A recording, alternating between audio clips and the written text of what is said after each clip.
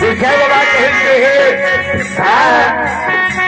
देखो जनानी ओम है गाने लगने बाबू जी विषय बाबा कहते हैं जय मकरानी रानी एक और कुरिया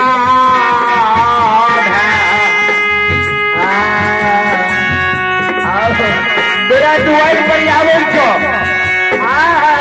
पहले आवेत रहो के आदर संस्कार करत रहो आय नहीं करे कैसो आय देखो सेहन देबू सुदेवी ढाक के दुनिया में आए हे जे रस्ता के तोहर प्रिया भाई आवे छो हर जन दीव के जाके ओकरा बिना भगा ले नहीं चले छे हे तेरा दुआर पर तोहर भैया आवे छो हे हो भगवान भैया के लगे जाने छो ने पेट खराब हो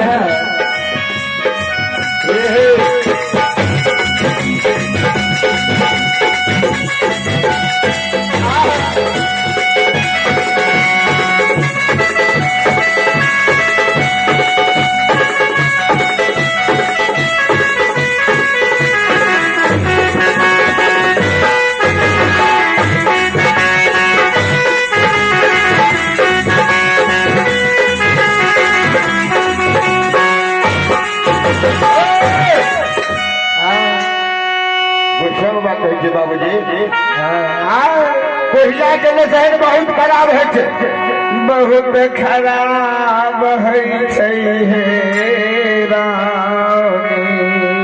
हे रानी तोरा दुआर पर कोहिला भावे छो यही रास्ता से कितनी बन जेते हे किनसाई तो भैया तेरा दुआर पर तो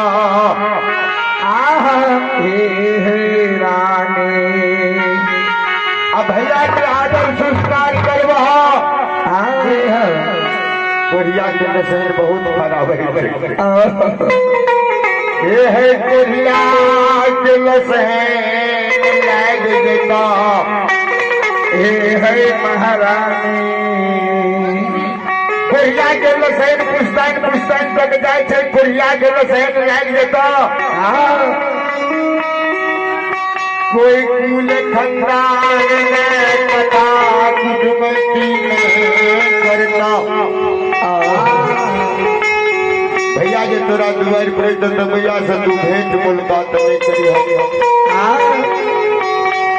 जे बात रानी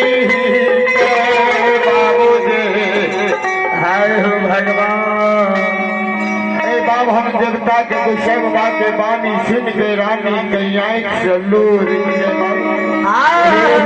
हे हो महारानी के हो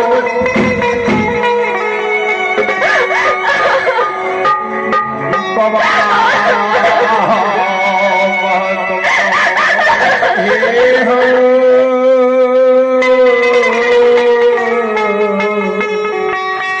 महात्मा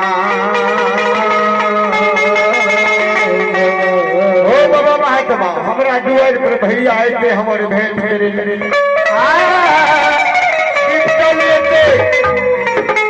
हमें भैया के आदर संस्कार नहीं करवे भैया देख कर क्या कहोगे सेवा वाहे हो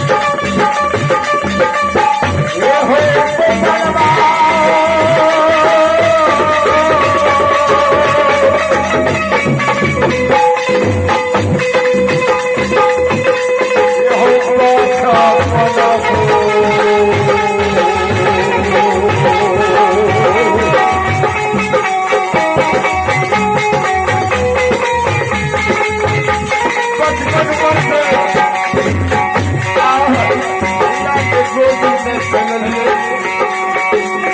जाओ